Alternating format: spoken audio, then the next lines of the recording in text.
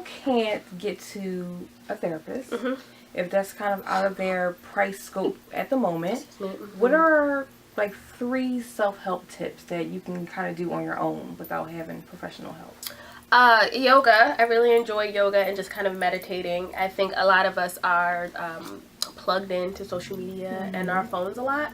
So setting aside time to just kind of be with yourself, talk to yourself, say some affirmations, I think is super helpful. And it's a skill that I don't think a lot of people really take time to do. It's like, who am I, right? Without social media, without the validation, without the likes.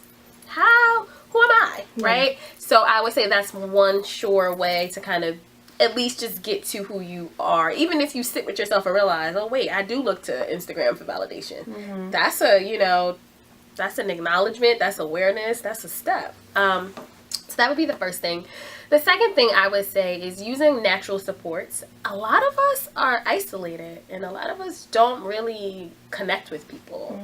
We like to do it, again, just via online. Like, oh, I don't actually have to go out or actually have to do things. So I would say using natural supports. If you're religious, going to church, maybe involving yourself in some of the activities.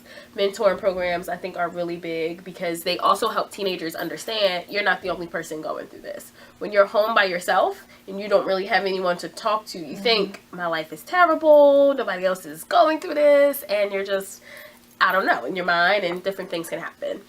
So I would say mentoring groups and programs are also helpful.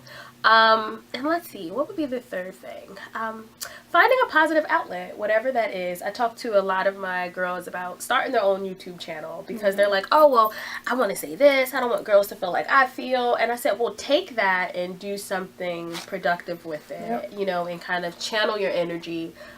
Because you're right, you may be struggling to connect where you live based on the demographic, but you can probably reach other girls who feel the same way. So just also kind of helping them figure out what are their strengths and how can they use their strengths for good.